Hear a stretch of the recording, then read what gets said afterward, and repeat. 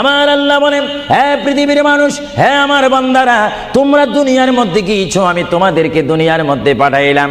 পাঠাইবার পরে আমি জানি তোমরা অনেক অন্যায় পথে যাবে, অনেক কাজ করবে, যে কাজগুলোর মধ্যে তোমাদের গুনাহ হয়ে যাবে। হ্যাঁ বান্দা, তোমরা গুনাহ করবে তাও আমি ভালো মতো জানি, তোমরা পাপ করবে তাও আমি ভালো মতো জানি।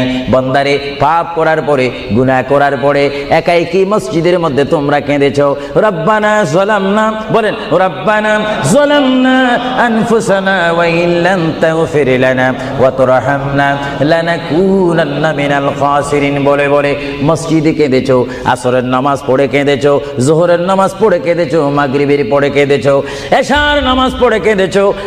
বান্দা, নামাজের মুসল্লা যখন বসে যাও, আমি আল্লাহকে তোমরা বারবার বল, আল্লাহ গো আমার গুনাহ মাফ করে দাও।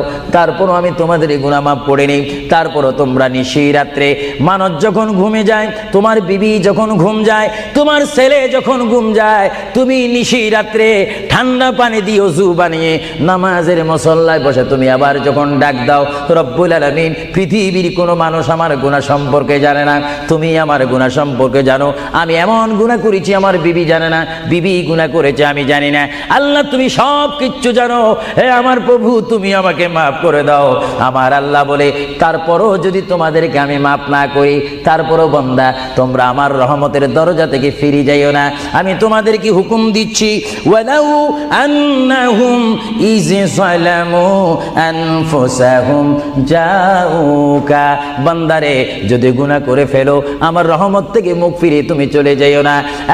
বান্দা, আকাশ পরিমাণ যদি গুনাহ করো, পাতাল পরিমাণ যদি গুনাহ করো, সাগরের পানি পরিমাণ যদি গুনাহ করো, পাহাড় তুলনায় যদি তুমি গুনাহ করো, আমার দরবার থেকে তুমি নিরাশ হইও না।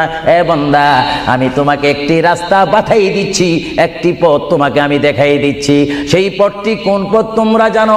ওয়ালাউ আন্নাহুম ইয যালামু আনফুসাহুম জাউকা, বান্দারে, যখন তোমরা বরবাদ হয়ে যাবে, তখন তোমাদেরকে একটা পথ আমি তোমাদেরকে দেখাই দিলাম। সেই পথটির নাম হচ্ছে আমার রাসূলের মদিনা। জোরে বলেন সুবহানাল্লাহ।